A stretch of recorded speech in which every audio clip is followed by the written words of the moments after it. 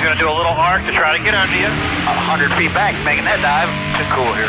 That 38 is no matter what I do, he's today. Race friends, it's time for the fastest 2 hours in motorsports. It's time for On Pit Road Racing, right here, right now, live from downtown Las Vegas on the flagship station, the WCOBM Television Network. Our race team will have all the latest news, updates, and interviews for the world of motorsports. So buckle up and pull those belts tight. The green flag is in the air, and it's time to go racing. And here are the hosts of On Pit Road Racing, Alan Michaels and the First Lady, Diane Fox.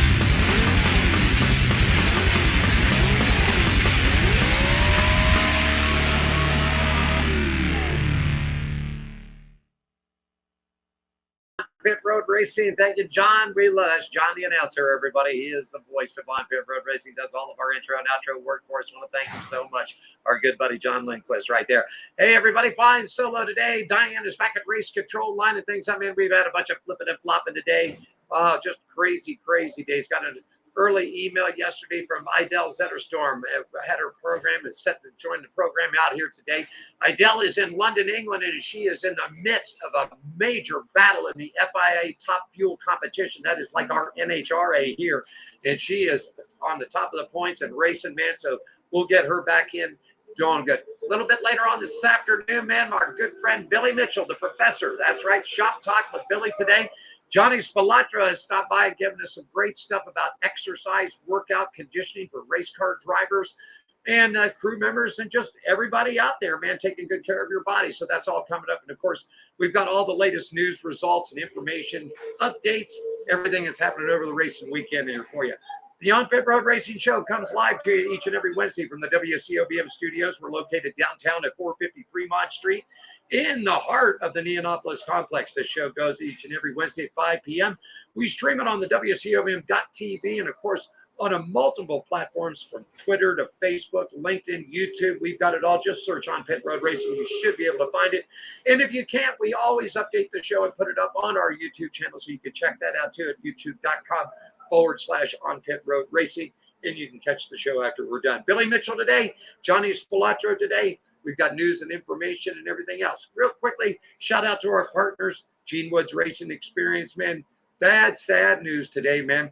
We found out that the property that Gene had, the 121 East Sunset, Gene did not own that particular piece of property. He was just renting and leasing it.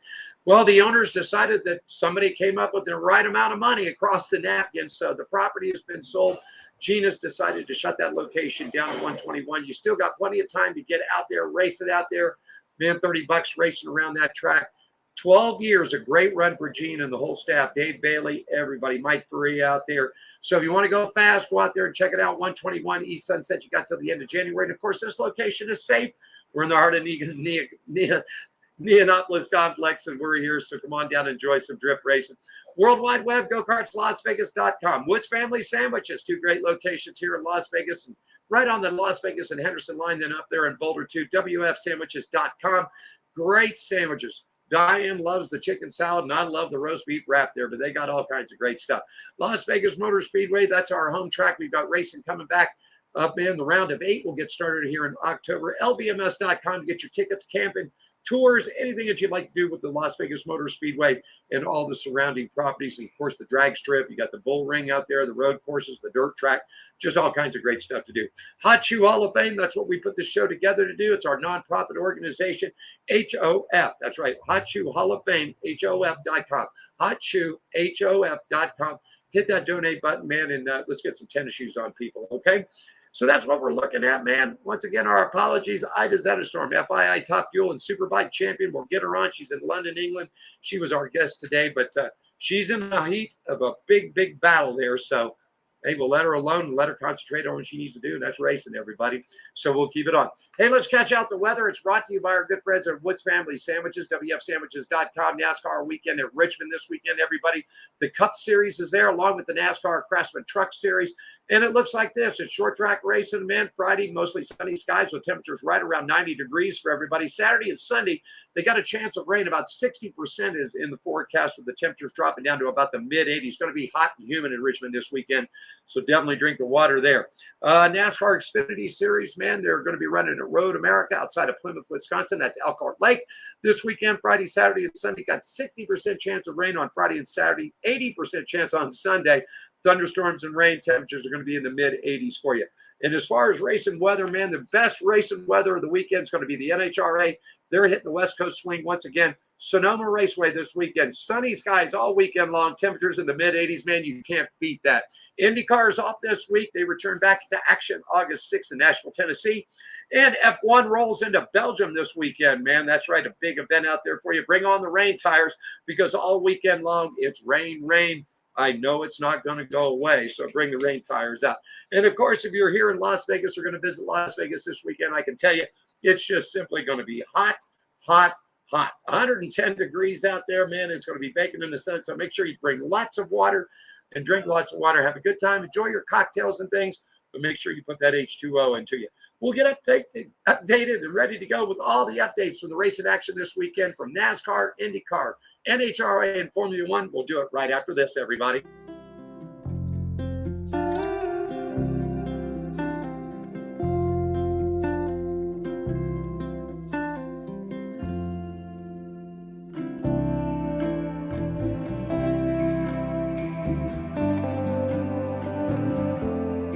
Welcome to my world.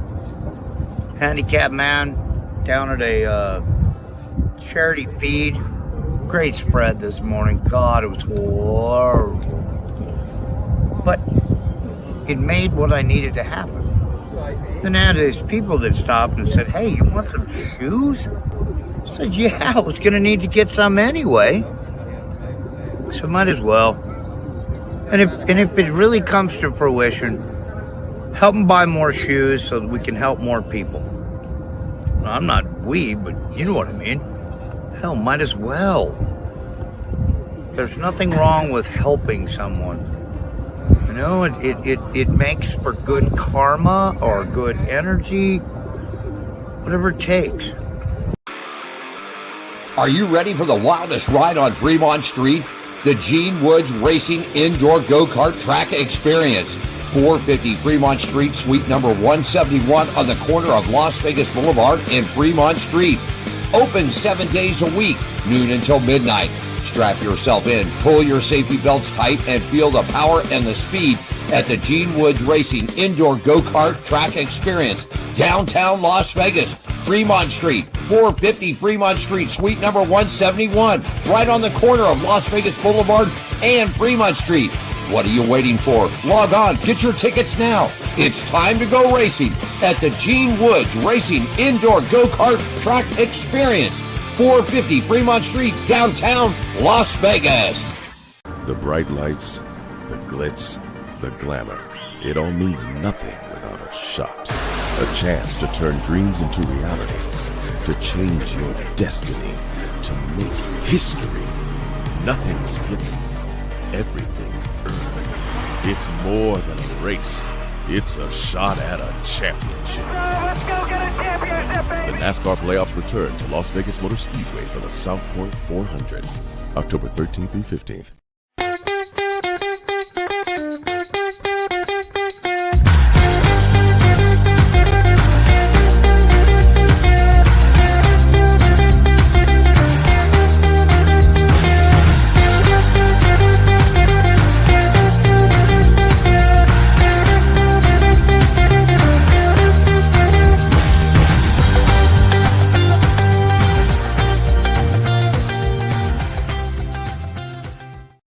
Ready to get down to Dawsonville, Georgia. That's where the Atlanta Motorsports Park is. Jeremy Porter, the president and CEO, trying to hook up with Jeremy there. He's just got a lot of business going on, but we definitely got to get down there. I think this is such a cool place. And of course, right before you saw the South Point commercial there, man, get your tickets at lvms.com. Upcoming NASCAR events coming to Las Vegas, everybody. Hey, racing news and notes brought to you by the Gene Woods Racing Experience. GoKartsLasVegas.com. 2 still great locations, 121 East Sunset up until the end of the month. And, of course, 450 Fremont Street. We're here for a long, long time, so come on down and see us. Hey, IndyCar news, bring out the brim, because it was Joseph Newgarden who completed the sweep at the Hy-Vee IndyCar race this past weekend, the doubleheader at Iowa Speedway. Man, he picked up the first win and then just turned it on again on Sunday, man. The Hy-Vee one-step 250 presented by Gatorade. He picked it up, man. 2-time NXT IndyCar Series champion Newgarden drove his number 2 Hitachi Team Penske Chevrolet to his 6th career victory at the Iowa Speedway over his teammate and reigning series champion Will Power and his number 12 Verizon 12 Penske Chevrolet, man. So it wraps up Newgarden, Will Power, and Alex Below, your top 3 points battle, getting into it, man. Your top 3 on the podium so far. It's Alex Below for Chip Ganassi Racing, Joseph Newgarden for Penske, and Scott Dixon for Chip Ganassi. Scott still no win on the season yet, but I think it's coming close, everybody. So we'll keep in touch. And IndyCar Racing is going back to Nashville coming up in a couple of weeks there, okay? F1, it's going to hit Belgium like we said this weekend, man, and I'm going to tell you about some news and notes a little bit later on. But I just don't know if anybody can stop Max Verstappen in his Red Bull Honda, man. He's 281 points up on Sergio Perez and his teammate at 171 back. Fernando Alonso, man, for Aston Martin at 139. Lewis Hamilton for Mercedes at 133. And George Russell, Hamilton's teammate at 190. And don't forget, F1 comes here to Las Vegas November 16th through the 18th. And I don't know if you can still get tickets for it, but if you can enjoy it. We're set. We're ready to go. Hey, NHRA weekend, man. The West Coast Swing started for you at the Pacific Coast Nationals this past weekend up in Seattle. It was 4-time Top Fuel champion Steve Torrence who broke his 2023 win drought. Tom Wilkerson won in the funny car in his 4th time in Seattle. And Gage Herrera won for his 5th time in 7 starts this season, highlighting an action-packed final day of racing at the Pacific Raceways just outside of Seattle out there. I'll tell you one thing. In this points battle here, and I'm looking at it, Steve Torrence right now leads Justin Haley by 4, okay? Matt Hagan, man, Ron Capps. Matt Hagan, not a great weekend out there for him. He got beat this weekend. Still 17 on top of Ron Capps. Now, here are the 2 right here. Dallas Glenn in the Pro Stock division is 202 points on top of Matt Harper as it stands right now, as of right now. I don't know if anybody's going to catch him. And here's the smoker. Gage Herrera, like we just said, man, who's won 5 of the last 7 events, is 266 points on top of Hector Arana Jr. Sonoma's up this weekend for you, so they'll be racing out there, man. And NHRA returns back to Las Vegas October 26th through the 29th. The NHRA Nevada Nationals tickets are on sale at NHRA.com. All righty, so that's what we got looking at that. Take a quick break, and I got all the NASCAR news coming up for you right after this, everybody. Jerry Bonato here for On Pit Road Racing with Mert Lawwell, the 1969 National Grand Champion in dirt track. Mert, good morning, sir. How are you? Well, hi, Jerry. Good to see you. All right, we're here for the Sacramento Mile. Tell me your thoughts on the big tracks, 130, wide open, down the straightaway. A mile, that's the big dog. What do you think? Well, the miles I really love because it's all slow motion. The speedometer might have said 130, but your brain doesn't. You know, your brain thinks it's only 60. It's like riding a real slow half mile. So it was real easy. Yeah, well, when you say it was really easy, the regular people who don't go super fast on motorcycles, they have a tendency to doubt that statement, but we have faith, and you're proven. You've won here one time. What do you think? What do you think's going to go down today with the new young riders? Well, I'm not up to speed with all the new young riders, so I'm not sure who is the favorite right now.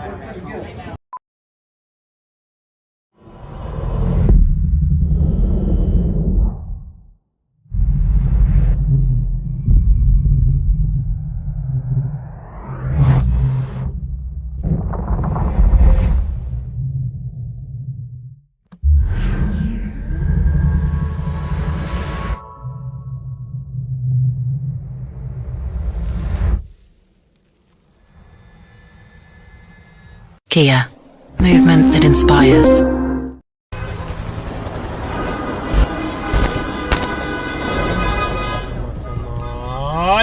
Come on! the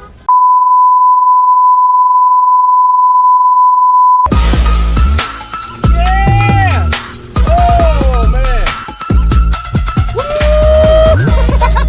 that is awesome. Something else right here. Something else. I got to get down there. Billy Mitchell standing beside it in the green room. We'll talk to Billy in a minute. Billy, we got to get down to Dawsonville, Georgia, Atlanta Motorsports Park, man. And I mean, we'll let them back. Let me bring Billy in here, man. There you go. There he is. Hey, how's everybody doing? Billy, we got to get down to, listen, we got to get to Dawsonville, Georgia, Billy. If you saw that commercial down there, man, Atlanta Motorsports Park, this is like the condominium resorts for race car drivers, man. And you know what's really Hey, cool? I'm down. Hey, just really, let me know when. Hey, I'll tell you what's really cool, Billy. You know that they got a drift track there, right? Right. Okay. You know what you drift on their drift track? Not go-karts. You drift BMWs on this thing. I'm pretty sure I can tear one of them up pretty good, so I'm down. I think I don't know if Gene will let us go and drive, man, because I think his insurance rates would double if he let me out on the track. That's for sure. Billy, we're going to come back at you in about 10 minutes. I got some news to finish up, and we'll shop talk with you today. Okay, buddy? Sounds great. I got a lot to cover. This episode's going to be about driving, so it's going to be a little bit different. Okay, we'll talk with Billy in just about 10 minutes from the shop. Billy Mitchell will join us, the professor, right after this, everybody. We'll get some news and notes. Thank you, Billy. And yeah, just to let you know, Kyle Busch zoomed past Corey Heim on his final lap Saturday afternoon of the Pocono Raceway, notching his team's 100th victory in NASCAR's Craftsman Truck Series. The 38-year-old driver powered the Kyle Busch Motorsports number 51 Chevrolet to the margin of victory, man. It was only a 0.604 seconds. I don't know how that comes out, but anyhow, that's awful fast and awful quick on the time lock. 2.5 mile at Pocono Racetrack, man. 60 laps he led, man. And of course, Kyle Busch. We got some news about Kyle Busch and what he wants to do about retirement coming up. We'll do that later on the show.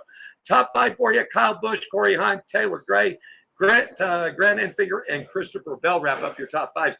Here's what it looks like points-wise.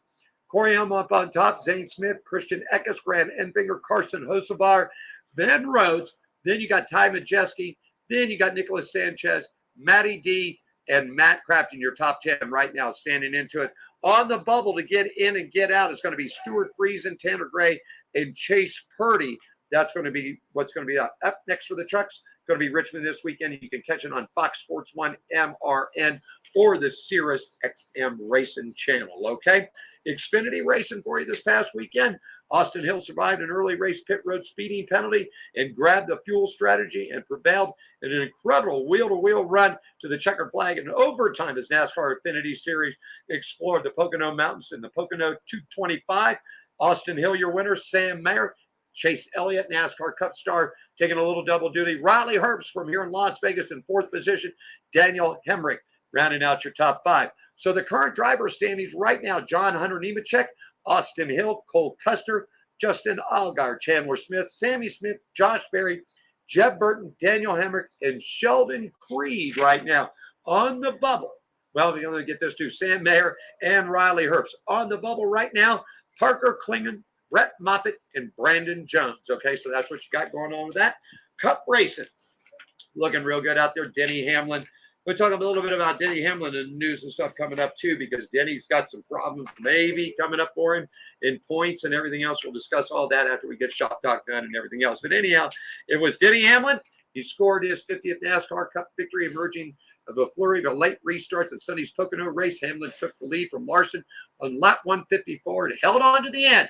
Now, here's what they say. They said that there was some bumping and beating and banging going on there. Well, let me tell you, that's what NASCAR is all about. I don't think Denny slammed him into the wall. He pushed him a little bit. And what did they say? And what have they said for years and years and years about stock car racing? Rubbing is racing and racing is rubbing. He didn't intentionally try to. He just pushed him. Come on, everybody. Settle down. Settle down. That's what the fans come for. Us, the ticket buyers, we want to see a little bumping and bang. We want to see it. We don't want to see anybody get hurt. We don't want to see anybody intentionally slam somebody. We don't want to see, but rubbing is racing. That's what NASCAR's about. That's what we, the fans, we want to see it. We want to see them fenders. We want to see 1 lap to go, 2 lap to go. That's what we want to see. So let them go. Denny Hamlin, Tyler Reddick, Martin Truex Jr., Kevin Harvick, and Ty Gibbs. Top 5 for you. All right. So it looks like this. Driver standings. Martin Truex Jr., William Byron, Kyle Busch, Denny Hamlin, and Kyle Larson. Sits in Ross Chastain, Christopher Bell, Ryan Blaney, Joey Logano, Tyler Reddick, and Ricky Stenhouse Jr. All those have wins and locked in. So now when you sit back and look at everything else down to the 16, it's Kevin Harvick, Brad Kay, Chris Buescher, Bubba Wallace, and Michael McDowell, who all don't have wins. They're in so far on points, but not wins. On the bubble right now, AJ Allmendinger, Daniel Suarez, and Ty Gibbs. So that's what you're looking at there. NASCAR weekend coming up. Richmond this weekend. I like Richmond. Good short track racing. Got lights up underneath it. Just a good time all the way around. Coming up about 10 minutes or so, I got Billy Mitchell going to join us, the professor, Shop Talk. He's going to talk about driving today. Want to say hi to my good friend Jerry Hatcher back in North Carolina. Jerry sent me this thing. Little publicity of a great event that's coming up. Saturday, September 9, 2023 from 10 to 5 in Mount Airy, North Carolina. Folks, that is where Mayberry was. That is where they got the idea for Mayberry. Was Mount Airy, North Carolina. This is going to be a great gig, man. It's all about race cars and moonshining. Legendary drivers autograph session. You can visit the site to where the old Mount Airy Speedway was at. You're going to have moonshine stills there. Might be able to get you a taste or two. You're going to have demonstrations. You're going to have silent auctions, live music. Maryland Creek, former first ever Miss Winston Cup is going to be there. We're going to have a couple of the Moonshine Boys there. You can check out the Mount Airy Stock Car Racing Hall of Fame. They'll have entertainment there. I'm sure most of it's going to be bluegrass music, country music. If you've never been to Mount Airy, folks, it's worth the trip. It's about 30 minutes southeast, not quite 30 minutes, about 20 minutes southeast of Winston-Salem, North Carolina. Great little town. Pilot Mountain's up there, big mountain. But a great town. If you get to the old part of Mount Airy and you remember the Andy Griffin show, you're going to walk down the streets and you're going to go, wow, that's where the jail was. That's where the barber shop was, the courthouse, everything. That's where this all came from. Get out there if you're up in the North Carolina area, South Carolina, Virginia area. Saturday, September 9, 2023 from 10 to 5. They're going to have some cool old race cars, moonshining, bluegrass music, country music, good food up there. Not going to be able to be there, I'm telling you. Be a good time. Make sure you get up there and check it out.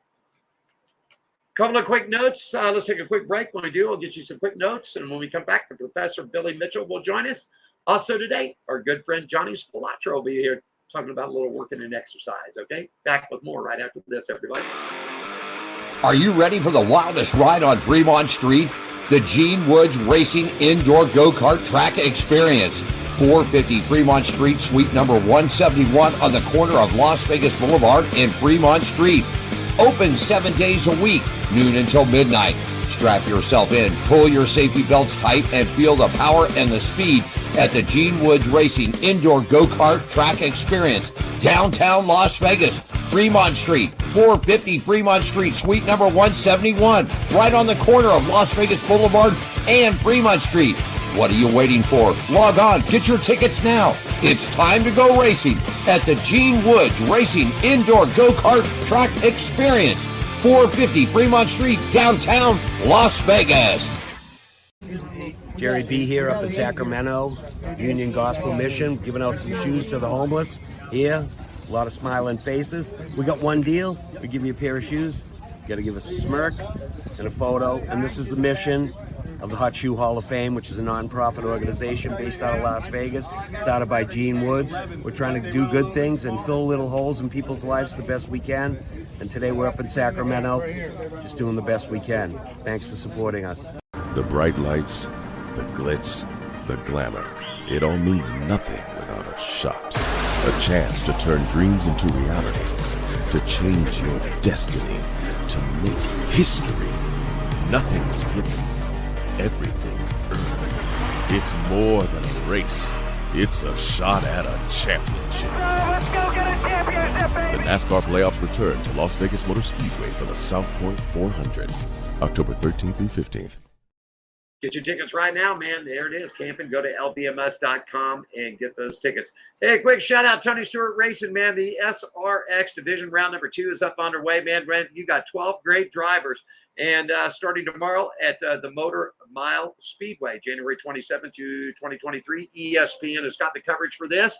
And, man, you got Denny Hamlin, who won the last event. Then you got Ryan Newman's in on this, Clint Boyer, IndyCar sensation Paul Tracy, Haley Deegan driving the Craftsman trucks, Marco Andretti for the IndyCar, Kenny Schrader, Bobby Labonte, Brad Keselowski, Tony Kanaan, Tony Stewart, and Kevin Harvick all driving up in this thing. So it should be pretty good. Real quickly, Billy's standing by. We'll get to him in just a minute. Just want to get this out. It is definitely something that everybody's been talking about. Joe Gibbs says that Denny Hamlin will return next season. Following his win at Pocono, Joe Gibbs talked with the media, and he said he's going to be here for 10 years.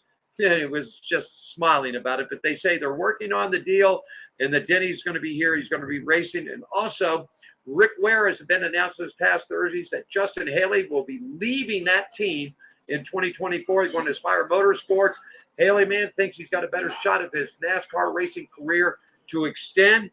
His big thing that I think, and Billy will talk about this a little bit too, we'll jump on this. It's all about who brings the money now. And so I guess that everybody's looking at Justin's going to be the one that help out Rick Ware. I mean, Kellogg Grayson's pretty much been financing that with his Leaf gutter system. So we'll see what happens. I don't know. We'll go all about it. Just all crazy kind of things too. And then at the end of the program, I want to get into, because this was something really cool, and I'll bring Billy in on this too. Billy, did you see this week in the news that Kyle Busch has lined up his retirement plans? Yeah, that doesn't surprise me one bit. I mean, he's a very calculated guy. You know, everything's pretty black and white with him. So, you know, he's basically planning for the future. He had, you know, his own business for a while with, you know, with Kyle Busch Motorsports. That was a joint deal with a couple other chassis manufacturers, and they did a lot of rent-a-ride. And I think they're still doing some rent-a-ride stuff with the late models and the truck series. So that doesn't surprise me one bit. And he's trying to lay down the groundwork, stay in the game, you know, for his son. So it's coming. He'll stay involved. I think this could work out pretty good for him. I think, you know, he still has his team. You're right. After leaving Toyota to go to Chevrolet, because, you know, he moved to Richard Childress, which is a Chevrolet brand there. So he only got a little help with Chevrolet with 2 teams this year, not his 4. So you're right about, you know, he was doing the rent-a-ride or rent-a-truck or whatever in the same way with the super late model. But I watched this timeline, and we'll talk about it at the end of the show because I want to get to you. But I just think it's so neat that he got the timeline of his son Brexton formed into this whole calculation of when Brexton turns 16, he can get in a truck. But you know this, Billy, you can't get on the big super speedways until you get some track time, car time, truck time, plus you got to be 18 years old. So he's sort of planned this sort of out really well. I just think it's pretty neat, buddy. Yeah, it's the same thing he went through with, you know, Kurt kind of helped him out. You know, he ran the ASA series when I was involved in it before he was 16 years old. And then that's the reason they came out with the rule and made him wait till he was 18. So I think it's a great idea. I think he's going to be the future, you know, Busch. And, you know, he's doing well in his little car right now. Hopefully he just stays involved and they make it fun. So, and he'll stick with it and they'll do very well.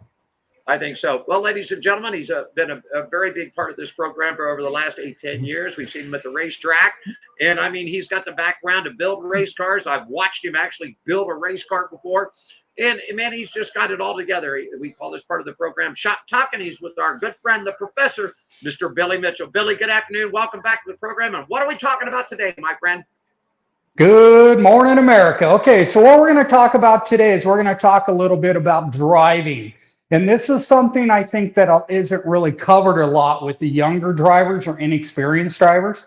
So we're going to kind of just go over basics. And one thing that as a driver, you need to understand a few key concepts of what's going on with the car physically and geometry wise, so that you can give feedback back to your crew chief, and your crew chief's going to take those temperatures that we talked about in my other videos on Race Professor 21 on the YouTube. So they're going to take all of that information and try and paint a picture of what the car is doing and what the car wants. So we're going to go ahead and get started. If everybody's ready, are you ready to go? All right, let's get started. Okay, so I'm Billy Mitchell. I'm the Race Professor 21 on the YouTube channel. The title of this one is Driver 101. The objective or learning objective after this lesson, you will actually understand the 3 segments of the turn and what you should be concentrating when you're driving on those 3 segments of the turn, so you can go back under practice and actually give feedback to your crew chief. Okay, so that's very, very important. You'll see that a lot of drivers, especially when they go from another genre, like say IndyCar racing or what have you, when they go to NASCAR, they struggle. And the reason why they struggle is because they don't understand what's going on with the car, and they have so much more downforce, geometry, other key factors that a stock car or a big car needs to do, they don't really understand. So let's go through this real quick. So you have 3 segments of the corner. The first part is the red part right here. You can see where I'm pointing at it here. That's your entry. So as you come off the wall and you start to make your initial cut onto the corner, you'll hear everybody say, and they joke around, you know, in cars, you got to turn right before you turn left. Well, there is a little bit of fact to that. If you're telling yourself to turn right before you turn left, it will keep you from cutting down the corner, especially when you start getting fatigued or you start getting tired because of the G-forces or the heat or whatever's going in the car. So get in a habit of taking your steering wheel, turning like this, and then roll in. You never want to straighten this out. What happens is if you go in the corner and you don't arc the corner in properly, it's going to create a push in the middle or the apex of the corner, and no car in the world is going to help you get rid of that. Okay, so you have to be able to arc it in. If you overdrive the corner, you're going to push up and you're going to actually create a push in the middle of the track. So it's better in practice or when you're testing to kind of work on your entry point and get off the gas a little sooner. So I'll use the example out here at the bullring. Turn 1, that's right after the flag stand. You can overdrive that corner really, really easy, and it's going to screw you up getting off the corner, and it's a D-shaped backstretch, so it's going to really cut a lot of your time, or it's going to cost you a lot of time when you go down the backstretch because you're going to have to wait to get on the gas. Where turn 3, you can literally dive the car in there as much as you got, you know, cojones to do it. If your car is handling well, you can arc it in there and you can drive it super, super deep, and then the car will hold it because it's more of a deep shape or more of an arc in the corner. So as a driver, when you are driving into, let's say, turn 1, okay, things that you need to be looking at, your braking. You have a dial inside your car, in most cars, late models, modifieds, what have you, where you can actually adjust your front or rear bias in the car. So what I will typically do is I will start off with it forward, and then as I start practicing, I'll start putting more rear and rear brake in the car and being very, very careful of how much pedal you're putting in the car, because the more pedal you put in, the more it exaggerates your brake bias. So once you get your rhythm, you get your brakes up to temp, you can put more and more rear brake in the car until you actually feel it start popping out a little bit. And then you can go about a turn or 2 turns to the front, and then you can kind of leave it for practice, because you're not going to burn enough fuel load off the back of the car that's going to make a huge difference. But you have to watch your fuel load, because fuel weighs 6.5 pounds per gallon, and it's going to affect your braking going in the corner. So you're going to want to kind of play with your brakes a little bit if it's a long race to kind of balance your brakes going in the car. You do not want to go in there full throttle and just slam on your brakes, okay? Just like with your throttle, you do not want to go in the corner and just completely lift off the brakes. And you'll see guys do this because they got a huge flame going out the side of their car. You want to roll off the throttle and roll on the brake. A lot of guys call that trail braking going into the corner. That's very, very good, because the whole idea here is you don't want to upset this segment 1. You want to get segment 1 of your entry good. The main things that you should be looking at, your tire temps, is you need to look at your front bump stops if you run front bump stops. If you don't run front bump stops, you want to look at your tire temps for your geometry. Your camber is huge. Remember, I talked about your left side sidewalls need to be hotter than your right side sidewalls quite a bit. So you're working that left side. Also, like in a modified, you can literally see the tire shake if you're unloading the tire, the left front tire. So you know you're not getting enough weight on that tire. So what happens is, and I had this issue the last couple times I took the car out, I was not loading the left front tire like I should have.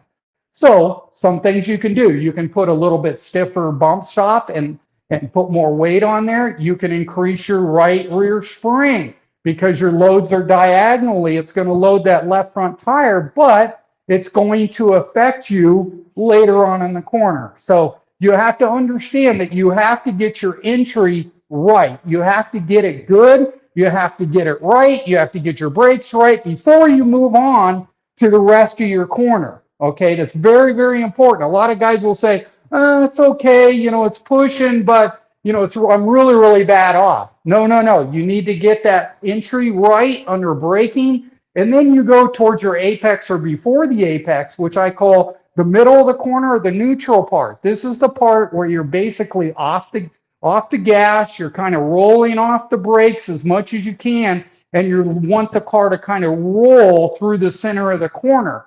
Now, this is where if you're really tight in the middle, you got to wait to pick up the throttle, because if you pick up the throttle too soon, you're just going to push right to the wall, and then you got to, you know, get off the throttle. So you want your car to roll. So how are you going to get your car to roll? One is you have to make sure you got your entry correct.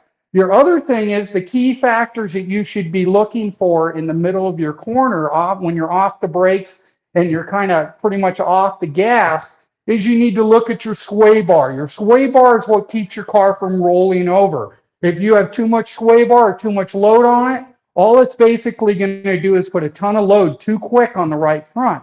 We know that all this weight that goes on the front tires going in the corner is literally trying to get to the right front due to centrifugal forces, right? So we're trying to hold that weight as long as we can on that left front tire and try and use that left front tire as much as we can so we don't cook that right front tire. Because that right front tire, once it's cooked, game over. You're done. You're not going to turn, and we're in the corners 2/3 of the time, so it's going to kill your laps, and people are just going to get underneath you because you're pushing so bad you can't pick up the throttle. So the other things that are looking at, your panhard bar. Okay, you'll hear a lot of guys talk about your panhard bar. Usually on an asphalt car, it's hooked to the frame on one side, it's hooked to the rear end on this side, okay, on your left side. Okay, a lot of guys, what's been the trend is they will run what's called reverse split, where they run the actual frame lower. You're going to get anywhere from 1 inch to 2 inches of movement on the right frame already. So now if you got 3 inches of split, you just turn that into 5 inches of split. This bar constantly wants to try and be level. So it's going to fight you. Now what that's supposed to do theoretically is it's supposed to help you if you're really loose in the corner. Okay, never. I've never seen a car that's super loose in the corner if you are loading the left front tire like you should. So what I suggest you do is you run the thing level to start with, and then you can adjust it up or down depending on what the car is doing in the center. Never start with a new car or on a new track with it with a negative on the right side. Also, on most modifieds, late model, super, I'll give you a little hint. You want both of these, your center. So if you take off the ground, you measure this to the ground, say it's 10 inches, you measure this side, it's 10 inches. Well, your average is 10 inches. Your roll center is 10 inches, okay? If you start lowering this thing down, the car will actually tighten up a little bit and you'll feel like you're in the pavement. New drivers love this because the car is not hard to drive, okay? But it's not fast. That's why you talk about loose is fast, right? So you want to kind of raise this thing up and get the car to roll. That'll help the rear end kind of rotate and roll in the center of the corner. But as a driver, you have to be used to a little bit of a loose car and be able to use your steering and use your throttle to kind of keep the car from coming around or getting over, what are they called, oversteer, right? Or a loose condition. So again, to refresh on your panhard bar, very important, start anywhere from 10 to 11 inches. Start with them level at static height. That means the car is just sitting on, on its own weight. You've already bounced the car a little bit to make sure it's neutral. Start at 11. Key thing in all this, I've been telling you guys, take notes. Every time you go to a track, take notes. As you start lowering the bar, you'll start noticing your average temperatures change a little bit. This bar will affect the car on all three segments, but primarily in the middle of the car. Your sway bar, how much load you have on your sway bar. You want to keep it on the loose end. If you start getting to a point where you can feel the car kind of hook as soon as you pick up the throttle, perfect. I mean, I love that, okay? So what happens is you get a little bit of looseness in the sway bar. If you don't have that little hook, okay, you might want to free up the bar a little bit. But we're going to talk about, what the bar does, because the bar also affects you a lot coming off the corner. Okay, so what I will typically do is two things, free the car up. I will take the frame, I will move it uphill because I know it's going to come down and want to be level anyways. So it's going to be level, right? Back in the day, we ran Watts links, which is basically the same concept with a long bar, and Watts link won tons of races. Okay, a Watts link has 3 segments to it. Jackson ran them on all their cars. Dick Cobb ran them on their cars. Donnie Williams ran one on his car. So they work very, very well because the car's consistent, okay? So run the thing level. Stop listening to people about running weird angles and short bars. Run it as long as possible and run the thing level and try and raise it up and down equally, okay? So the next thing, we talked about frame split. We talked about the panhard bar. So we get the car to rotate. The car's rotating. It's pointing the right direction. We can feel it. Got grip. The last part, the third segment of the corner, is your exit. This is where you're starting to pick up the throttle. You very seldomly, especially in a modified with a small tire or late model with an 8-inch tire, tour car you can, but on these 8-inch tires, you cannot just slam the throttle down.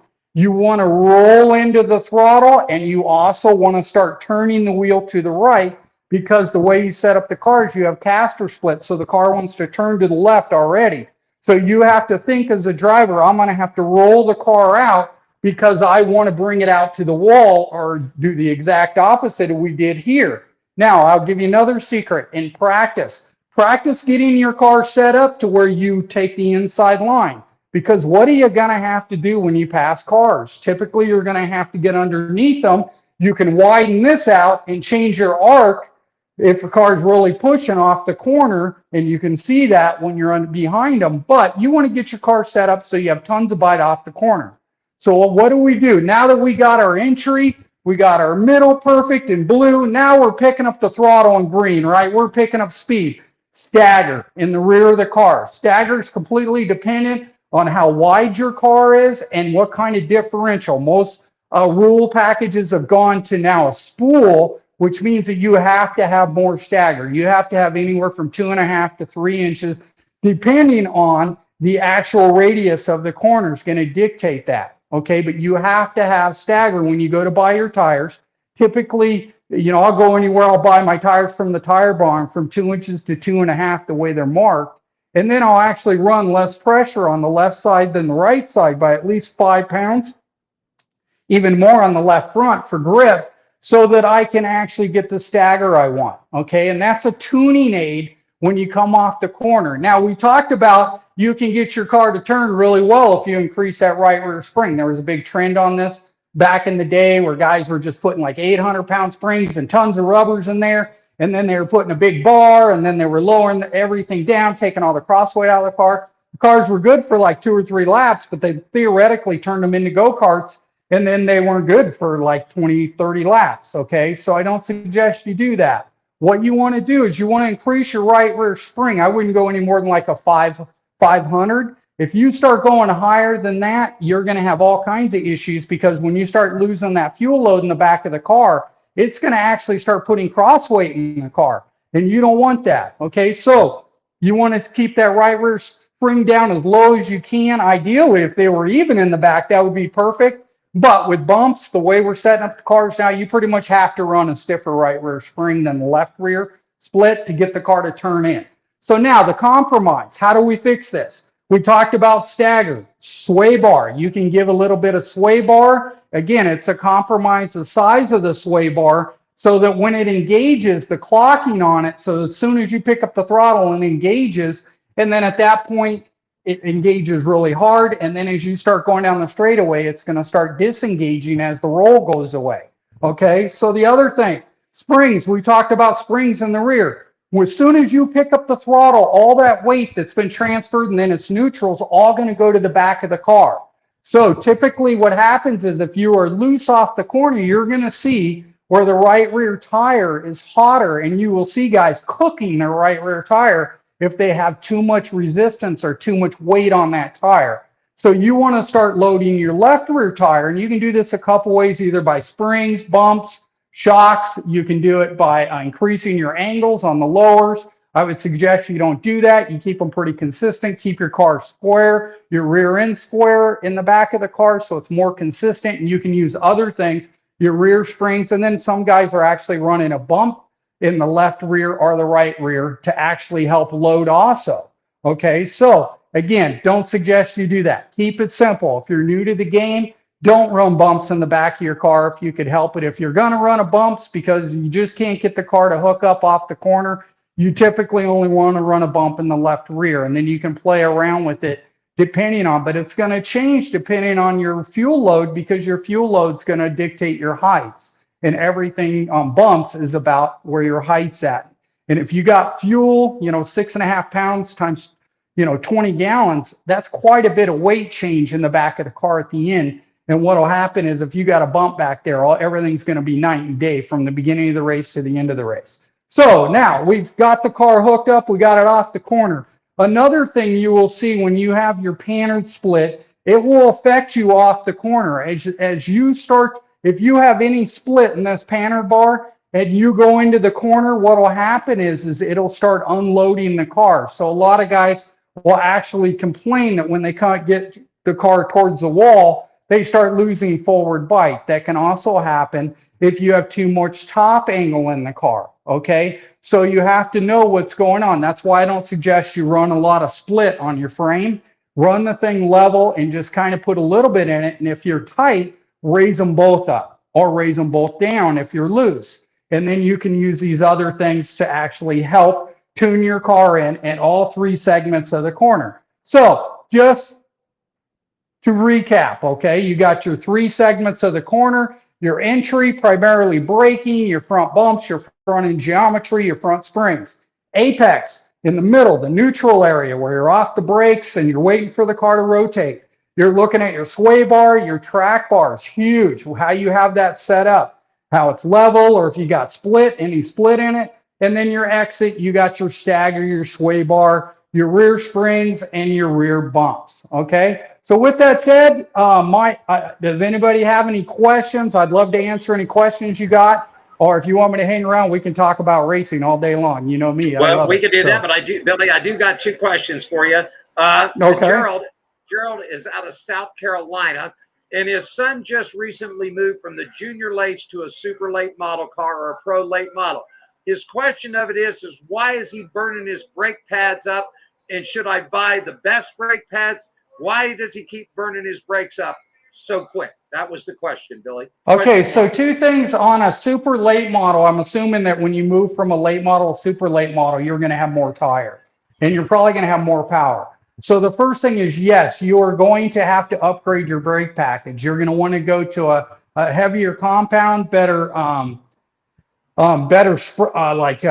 fluid. You're also going to have to put more cooling on it also. But probably the main thing that's happened, Jared, is your son's not used to those speeds and he's getting on the brakes a little bit too hard. So just a little trick, okay, put a spring on the pedal so he's not resting his foot on the pedal. They used to do this at Martinsville because guys were laying their foot on the pedal and cooking the brakes down the straightaways.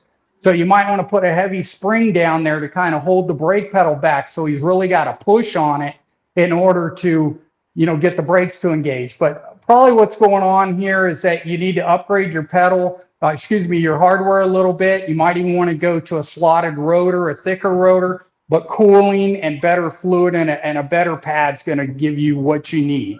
Okay. He asked, what pads do you recommend in buying for a super late model?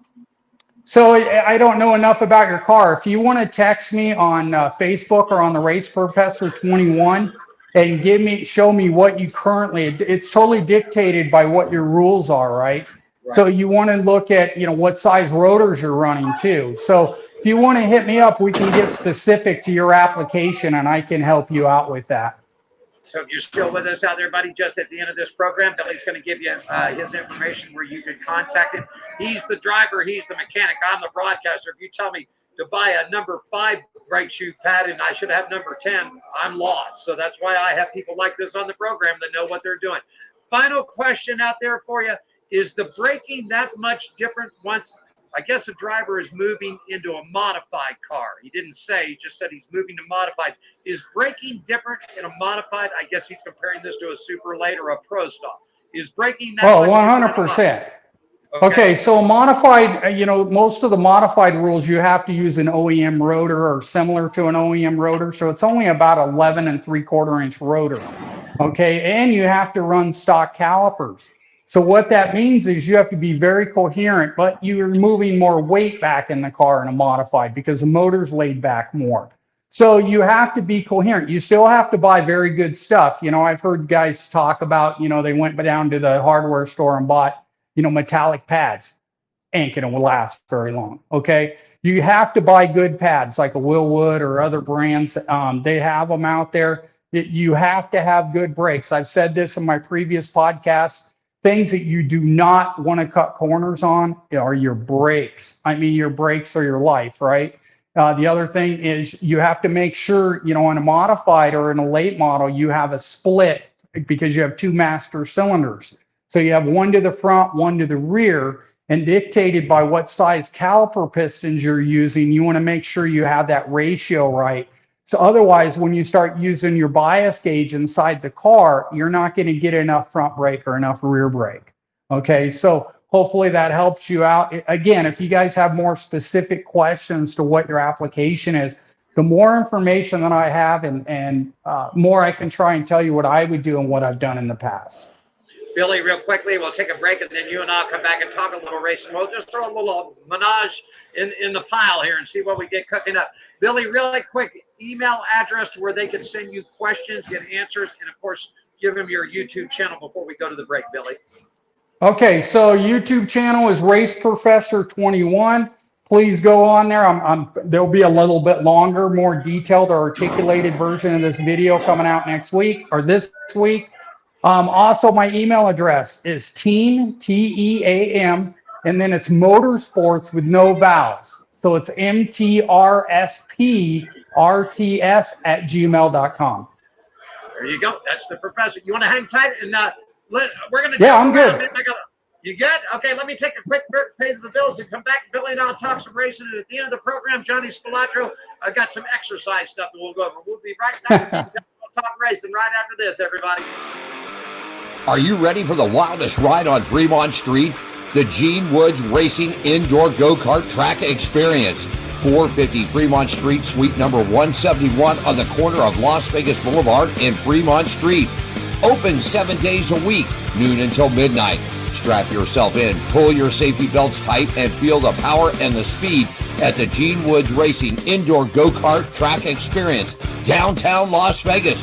Fremont Street, 450 Fremont Street, suite number 171, right on the corner of Las Vegas Boulevard and Fremont Street. What are you waiting for? Log on, get your tickets now. It's time to go racing at the Gene Woods Racing Indoor Go-Kart Track Experience, 450 Fremont Street, downtown Las Vegas.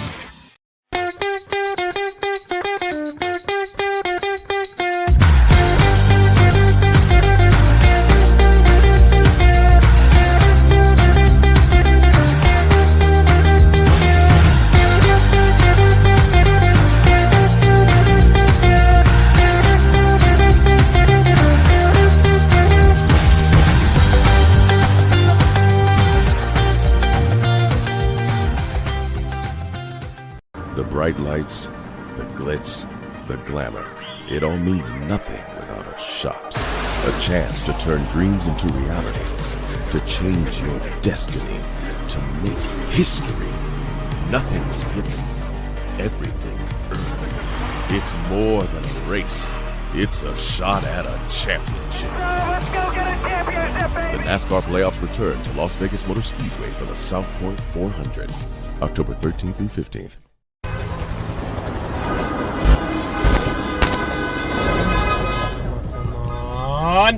Come on! What the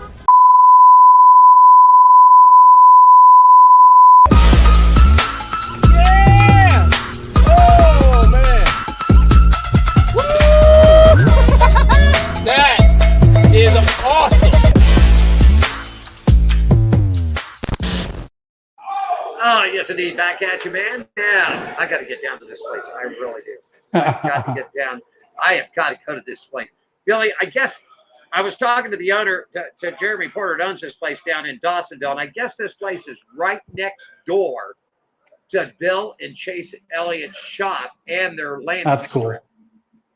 Wow. We got to find, Billy, we got to find us a private plane that'll take us there, buddy. I mean, you know. I'm down. You just let me know when. I am, I would love to go there and check it out and, talk with some of these guys. Some of these guys got some amazing stories, It's just and this some thing, of them.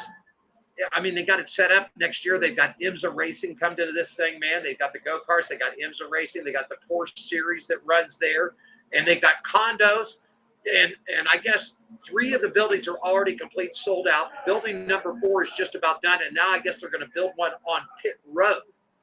Sounds like someplace I want to retire. I was actually stationed in Kings Bay, Georgia. I loved Georgia when I was there. So Billy, we need to make some money and go. We need to get us some money and go get us one of these condominiums down there, man. Right? He's invited us. We're going to pack the show up, Billy. We're going to pack the show, stick it on an airplane, and get down. I told Diane we're going to stay down there for a week. I said, Gene, we're out of here. We're gone. I want to go. I want to drift. I want to drift those cars. The go-kart track there, it looks just something else. I mean, it really does. Anyhow. Sounds okay, good. Let's talk a little racing, Billy. You give me your thoughts about it. Can anybody in the F1 division top Red Bull and Max Verstappen? Can anybody do it? No, they're so far ahead of the game right now. They've figured out, the gray areas in their rules right now, and it's something to say because Mercedes had the same deal for years, and now they're on the other side of it. They're playing catch up, and Hamilton's still a great driver. I don't think there's anybody better than him with car control, especially in the rain. But they made some great strides this week. They allowed them to do some changes because it's mid-season. And you saw Mercedes start picking up the pace quite a bit. And then, of course, you saw some driver changes in F1, which was awesome. I'm really glad to see Daniel Ricciardo back in, man. He said he felt good back in the car. It's his first time around. He's going to finish up. He finished 13th. I mean, not real close. But it's signed up. He's going to run the rest of the season. Then we're going to see. I mean, there's talk going. Let me ask you this, Billy. Does Lewis Hamilton stay with Mercedes, or will Ferrari come up with enough money to swing it?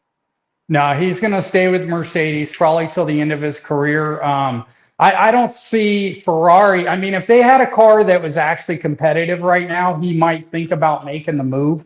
But I think Mercedes is on the right track. I think they've kind of identified some key things in their technology where they're not on par with Red Bull. They've made some changes. You saw them; they qualified very well. I think he qualified on the pole, right? Yeah. I think they're going to catch up. I think it really hurt them when you don't have a really good second driver for testing, but I know they are looking to the future too. They have some drivers that are coming up through the Mercedes ranks that are very good. So I think they're not going anywhere, and they'll be competitive, coming in towards the end of the season and probably next year. Don't think he's got a shot at the championship this year. I don't think so. No. I mean, anything could happen, but I mean, with the way their point schedules and the way their touring is and everything else. Real quickly, Mick Schumacher, thought about it. That's another name that's being brought along to be moving up. Possibly Ferrari could be looking at Mick. Of course, that's where his daddy was at for so many years and won championships in so many races. Thoughts about Mick Schumacher? I think he's good. I mean, I don't know if he's as good as his father was. I mean, I don't know he's there yet. I think he's still maturing. As far as, Ferrari goes, the brand, they need that somebody to stay on board. They don't want to lose fans. They don't want to lose sponsors. And I think a way to do that is to bring him on board. He will definitely be a favorite for Ferrari. Was it a right move for Justin Haley to make the move from Kellogg Racing over to Spire Motorsports? I think it's kind of a lateral move right now. I think they did that. A lot of those guys have their own sponsors. I think it was a money deal more than anything. I don't know if competitively, if it's going to help them at all, but who knows? We'll see. Time will tell. Well, you've been in this business long enough, and it used to be the teams brought the money, but now it's the drivers bringing the money. And pretty much Justin has been relying on that, on that leaf filter program that Matt Kellogg, that's his company, that's his baby right there. And his logos and brands have been on that car. So we'll have to see if somebody else is going to step into that car. Are they going to bring the money along with it? Here's another thing. They also made the decision, since AJ Allmendinger is going to be running Elkhart Lake this weekend for the Xfinity Series, they're going to step Derek Kraus up on board to try to practice and qualify the car for Richmond. Of course, Allmendinger will have to start at the rear. What do you? We've seen this kid race out here. This kid's got some talent. What do you think about Derek stepping in, getting a shot to at least practice and qualify the car?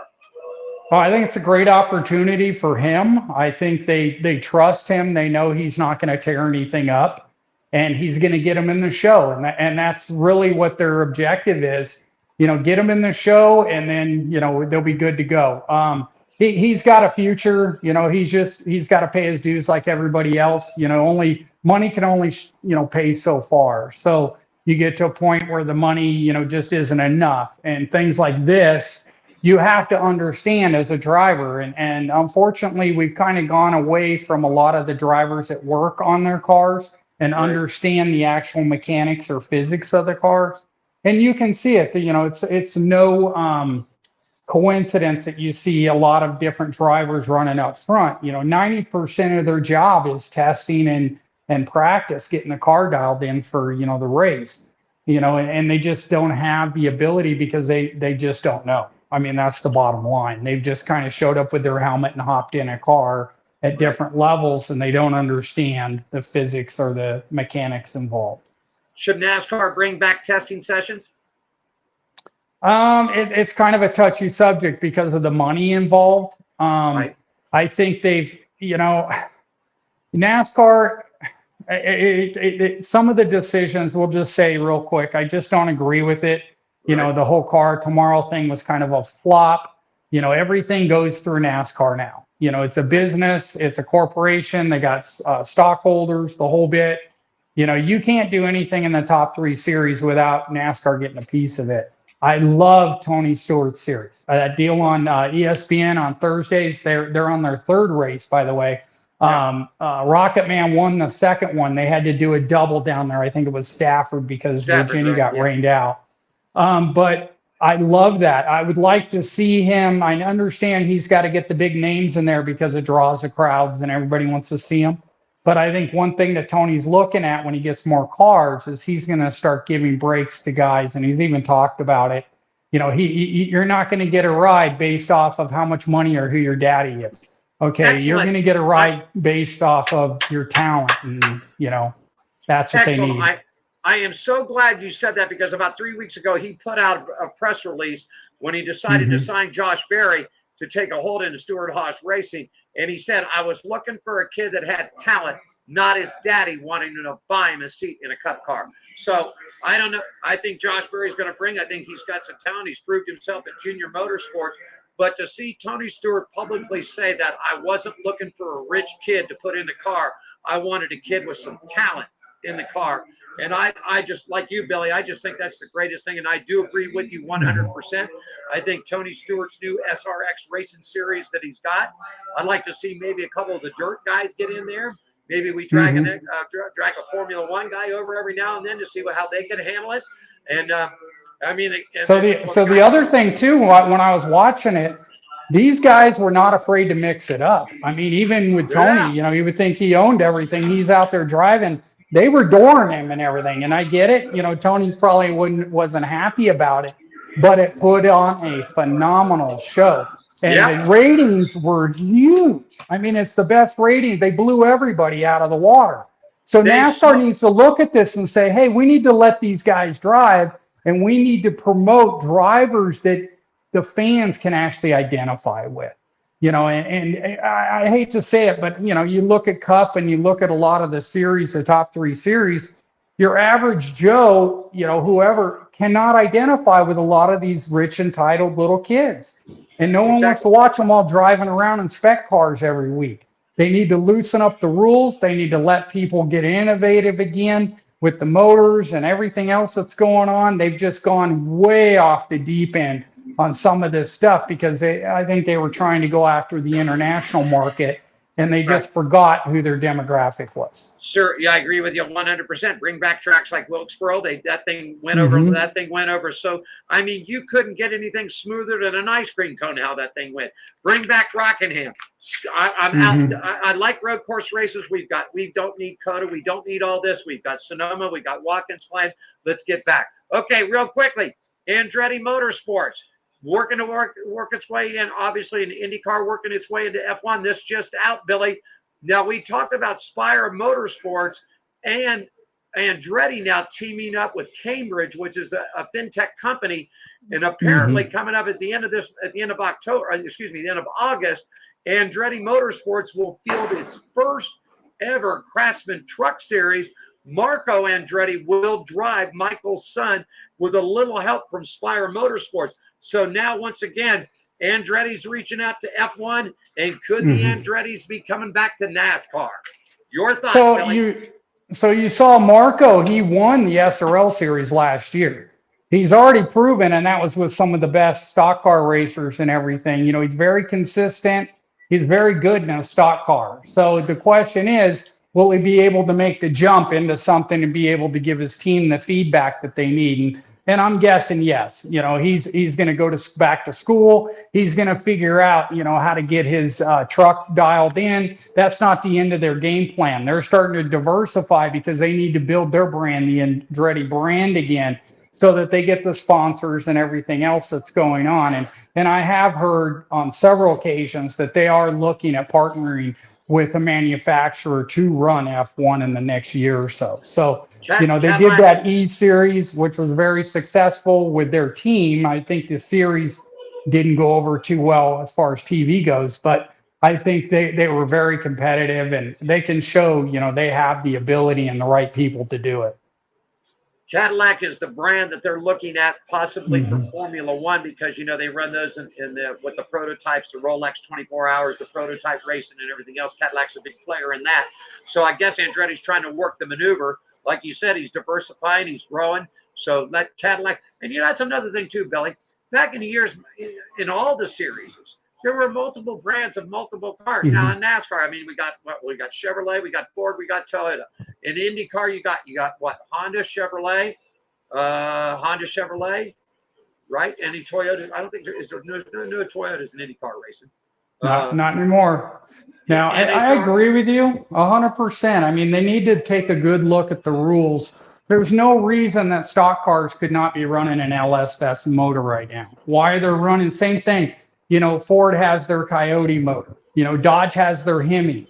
They could be developing those motors and then limit the power and the RPMs on them, and of course do their R&D to where they could run them. And I think you start getting into the same body styles that either people are seeing on the streets, and that's going to drive that market because now they're not going to be cookie cutter driver car anymore. So I think there's a relationship there with the stock car thing that has just completely gone away, and they've went to spec racing, and it's just really kind of hurt them because people just don't want to watch it. It's that simple. They let Toyota in. I say if Honda's got a car, let Honda see if it can pass its rules, its regulations. Does the specs run it right? Do they got the motor? Hey, listen, Dodge has got that brand. In fact, I saw one of these the other day. Dodge has got that brand new little Hornet car out. Well, they got sort of the sedan version, the hatchback. But I saw the sports coupe to this thing, and I think because Dodge said no Hellcat, we're not letting the Hellcat in. That's not happening. But this little Hornet car might be good. And I just remember, Billy, going to the races where we saw Buicks, we saw Oldsmobiles, we saw Pontiac. And remember the old saying, Billy, winner on Sunday sells cars on Monday, buddy.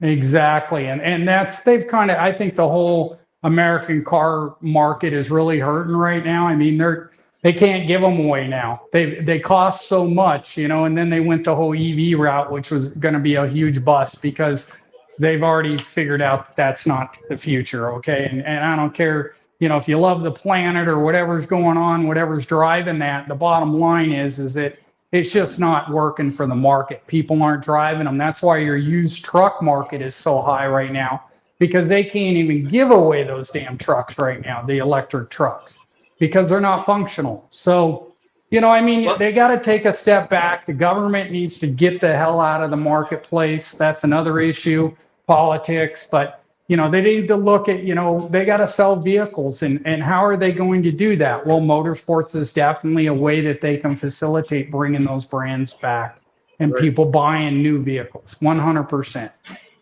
I agree. I saw a thing, I'm all about this electric, and, you've been involved with electrical and engineering. I just don't think the country's set up for a grid. I mean, locally, going town to town, going to your job, getting this, to pick the kids up from soccer practice or hit the grocery store, that's one thing. But there's not enough grids. There's not enough stations. And the thing that I saw also, this was a big thing. It was on the Saturday morning news that I was watching about the new, not the knocker, they just featured this truck, the Ford Lightning 150. They said that the batteries in this thing is almost 7,000 pounds of batteries that run this thing. And what everybody's not taking any consideration, Billy, what about accidents? A Ford truck hitting you one way, but a Ford truck, a full-size Ford truck with another 8,000 pounds of batteries, that ain't no good situation on the freeway, my friend.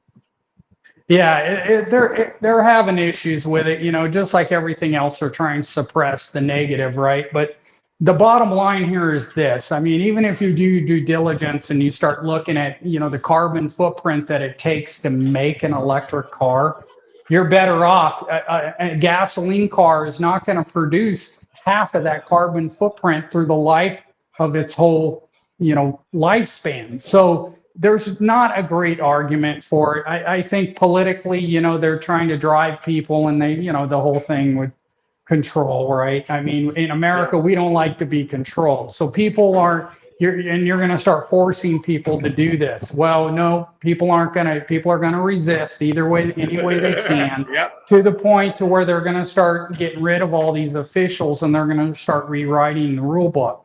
I think you're already starting to see it. Tesla, Elon Musk came out with their truck. It took them forever to come out with it. Nobody's going to buy that damn thing unless it's a trendy thing. I mean, let's take a good look at it. I mean, I ain't going to want to drive that thing. I don't care how well it performs. But the bottom line is that they've already admitted that electric vehicles are done. They're already going into new technology.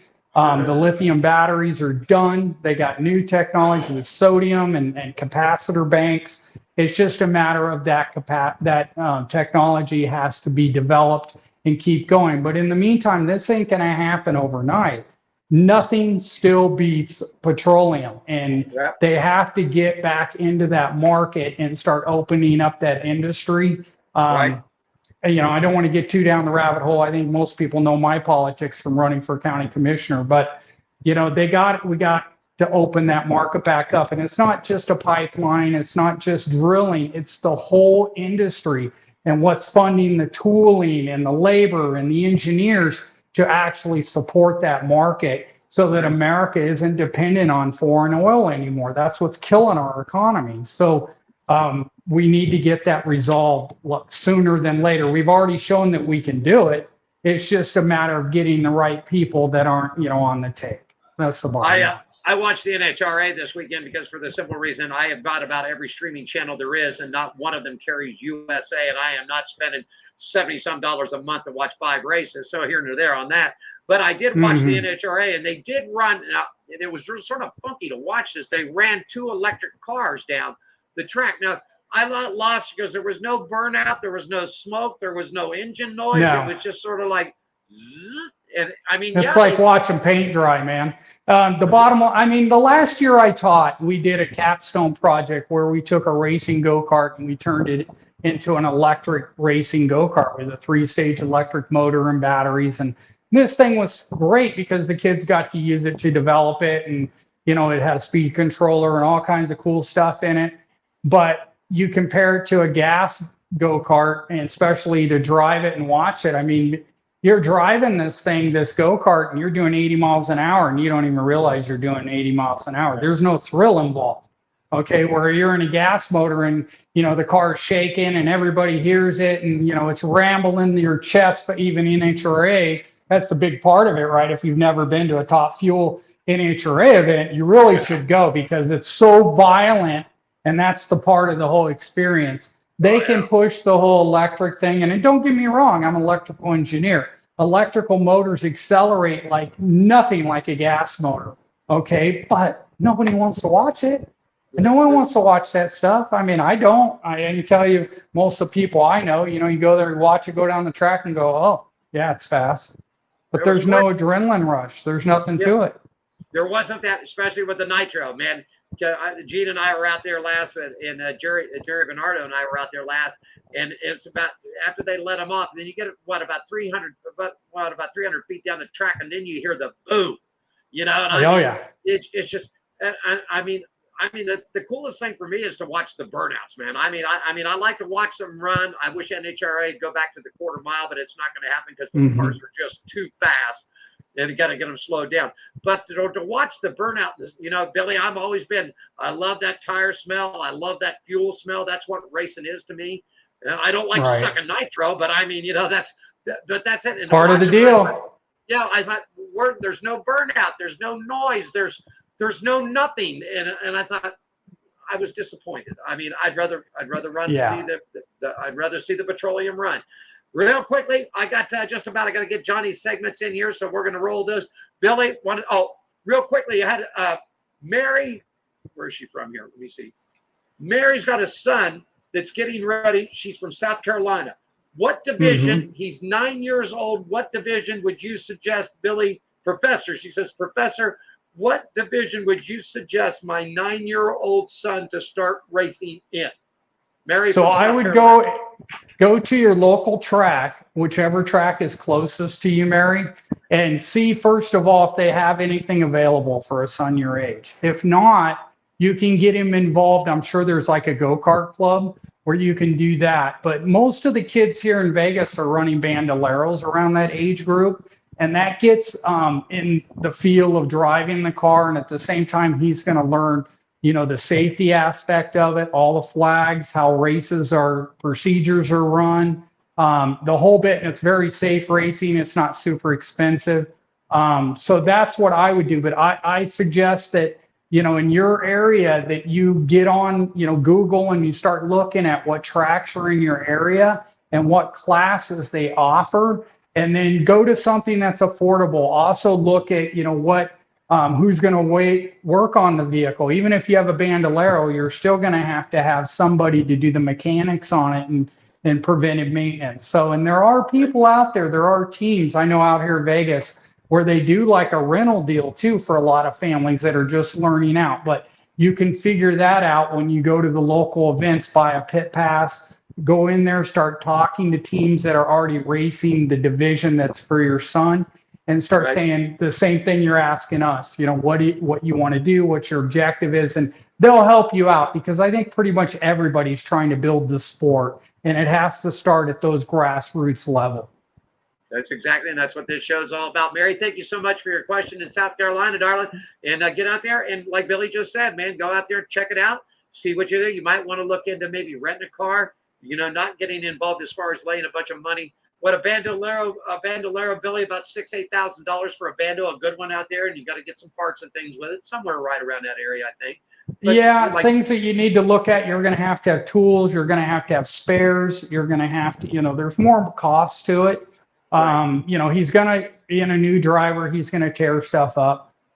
You can pick up a used one even cheaper than that, but at the same time, you know, you may have to replace a lot of the stuff, you know, that maybe wore out. So go to your local track, get in the pits, start talking to some of the teams that are doing well and you'll get a feel, just sit back and listen to them talking to you, and you'll get a feel for somebody that you trust and somebody that is not BSing you. And just go with that. Start small, baby steps, because you don't know if your son's even going to stick with it. Okay. And then a lot of these kids, I see it out here, their parents go out there, I call it credit card racing, and they go out there and they buy everything on credit cards and they mortgage their homes. And then the kid, gets in high school or whatever, and then decides, hey, I don't want to do this. So, you got to be very, very careful, bring them along slowly. And most importantly, make sure it's fun. If it's not fun, your kid's not going to want to do it. So it has to be fun. That's right. I think that's in any sport, Billy. I mean, if your kid goes out and he wants to play football and all of a sudden he takes a couple of good cracks, football might not be his game, man, so that's it. Check it out. Also, Mary, NASCAR.com/local tracks too is a really good thing, Billy, for people that are looking for a local racing track. And I mean, if you looked at in the map, or INEX, I mean, there's dots all over. Yeah, they can go to INEX too. I think INEX has a list of tracks, and then of course, you can start Googling karting clubs in your area if that's the avenue you want to go. You got it. Billy, thank you so much for joining us. We'll catch up with you in a couple of weeks. And of course, Billy, once again, before I let you go, information of where they can find you at your YouTube, social medias. If they've got questions, email they can send to you. There you go, Billy. Okay, so YouTube channel is YouTube Race Professor 21. You can hit me up on there. I got several videos. I'm going to be posting another one this week.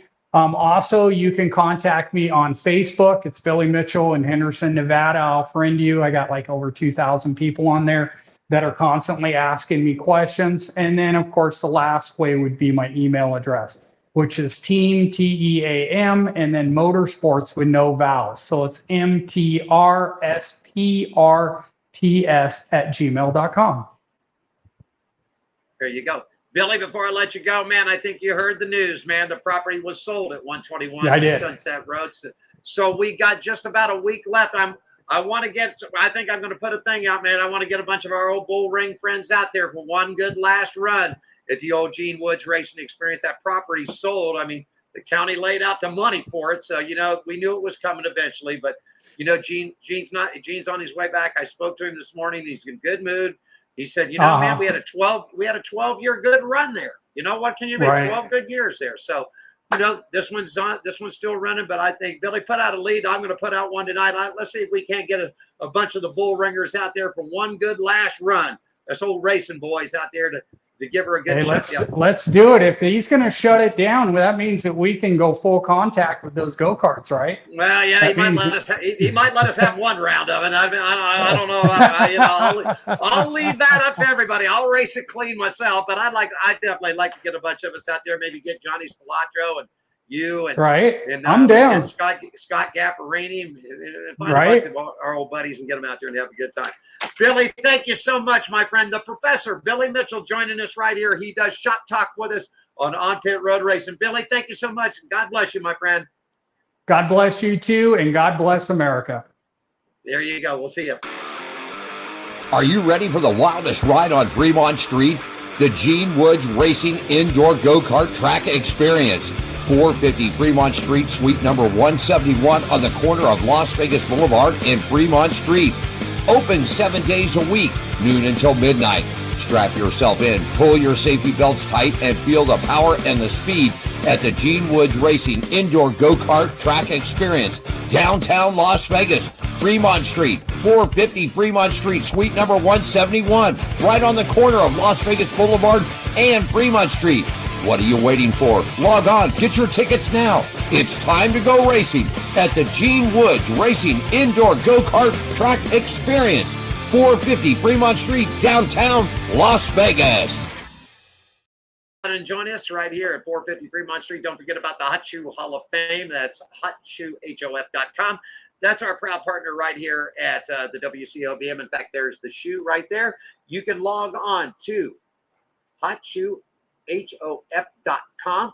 You're going to see a donate button there, man, whether it's $1, $5, $10, $20, $100, $1,000. It makes no difference, whatever the denomination is. We ask you to send it. It's completely tax deductible off of your income tax. And this helps put shoes on people's feet. Right there they are. Those are the Hurt shoes. As you see them right there, okay? Johnny Spilotro stopped by. He did some video stuff for us. It's all about conditioning and working out as a race car driver, a crew driver. We got a couple of segments, so let's take a listen. Johnny Spilotro right here on WCOBM on Pit Road Racing, everybody. The metabolic responses, has been done through driver surveys, research practices. In terms of a physiological response, it has been stated before by researchers Schwemmel et al. That race car drivers typically have the metabolic characteristics of basketball, soccer, long distance running, triathlons, boxing, mixed martial arts, all of that. So that's why a lot of my training practices typically fall under that strength and power phase, with a little bit of emphasis of mixed martial arts. That I will get to in other episode. But that said, that's typically how we would start with the needs analysis of both the driver and the sport themselves. So, hope you guys like this little bit of information. Check back in the later weeks where we'll be talking about the periodization, sets and rep schemes for stock car driver athletes, as well as exercise techniques and exercise selection for these types of athletes, as well as other strength and conditioning nuggets. The goal of this is to kind of bridge the gap between sports science and auto racing. So, if you like what you heard, want to know more, or want to correct me on a few things, I'm definitely open to any tips or suggestions that you may have. My Instagram handles at Johnny Spilotro, as well as at J_strength_conditioning. Those are the two main social media handles that I have. So feel free to reach out to me at those anytime. Super special shout out to On Pit Road Racing for allowing me to do this segment for them. And there's also a lot of research that kind of happens behind the scenes of it. That includes Dr. Schwemmel, Dr. David Ferguson, who wrote a very interesting piece on called The Science of Motorsports. I'm actually fixing to get a copy of that at myself. Really, really challenging to do natural movements that you normally would on your daily drive street car, and natural movements that any other athlete would in any other stick and ball sport. Starting from on the neck down, the Hans device and the helmet limits neck movement and generates a lot of G forces around it. I would say probably anywhere between like 5 to 9 G forces on average, which is right up there with fighter pilots. They usually average a little bit more than that, but the characteristics of it are very, very similar in terms of limited neck mobility. What the Hans device is designed to do, of course, is to limit your neck throwing forward in the middle of an accident. That said, it's still taking a lot out of force as you're going through the turns, because as the shoulder harnesses are basically designed to hold you down. Way in the middle of an accident, you're not going to be thrown out of the window. That said, shoulder mobility is also very limited. Now, normally you need the two hands to turn, and there's a little bit of shoulder abduction to kind of steer the car itself. So, keeping that in mind, most of your muscles radiating from your shoulder all the way on down onto your wrists, they're going to be firing at a rate that's typically unknown, but twice as much that you would normally feel with your daily drive car. This is an area of research that hasn't been examined as of yet. Personally, this is a type of area that will answer a lot of questions as to how challenging the driving characteristics of race cars can be.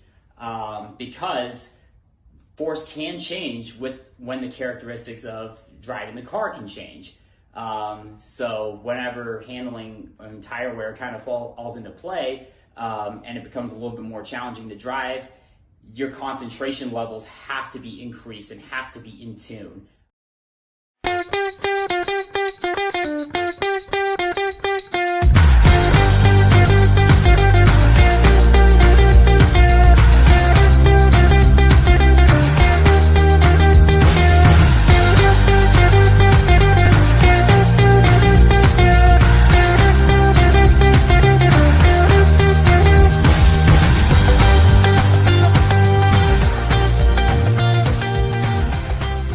The bright lights, the glitz, the glamour.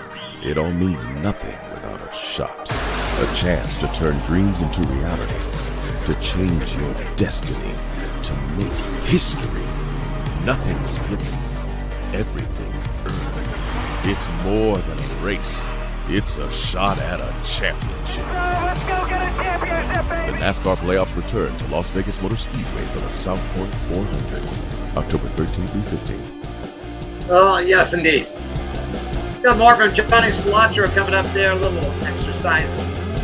Give yourself in conditioning. Johnny Red's a super late model. He is a graduate of UNLV with a bachelor's and master's degree in physical science, education, workouts. Always good to have. We got a couple more segments. We'll roll this. I want to thank Professor Billy Mitchell for joining us today. Shop Talk. Hope you guys enjoyed that. And, of course, Billy left all the information out there for you to where you can get a hold of him. We have Billy on a couple of times a month. It's really good because I think Billy does a great job explaining to you guys in the grassroots racing thing about what to look after your cars, how to check them out, what things are going on. Like I said, I am not a mechanic at all. I know how to put gas in the car and how to change the tire, change oil, and that's about it for me. After that, I need a good mechanic. You know what I mean? But anyhow, it's a pleasure having Billy on, and we're working to get Ida Zetterstorm in. She is the FIA Top Fuel and Superbike racer from London, England. She is the Superbike champ, a three-time champ in the Superbike. She is in a hot battle for the top fuel. The FIA is equal to the NHRA here. So we'll get her on, and we'll have a great time with her. She's just a really good person. Got a couple of other interesting things coming up, too, and just glad to have everybody aboard with us today. Want to thank you for joining us. We do On Pit Road Racing each and every Wednesday afternoon right here, 5 to 6. But, hey, we ran over today. Hope you enjoyed it. Back at you next week. I'm going to bring on my buddy out here to bring us home here today. Diane will be back with us next week, too, man.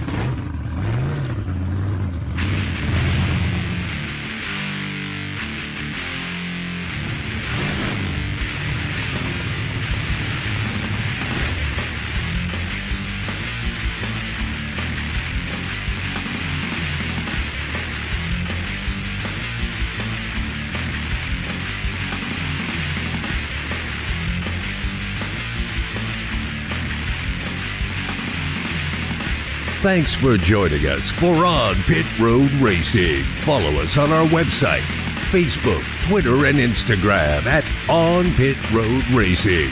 On Pit Road Racing is written and produced by WCOBN TV. I'm John the Announcer for On Pit Road Racing.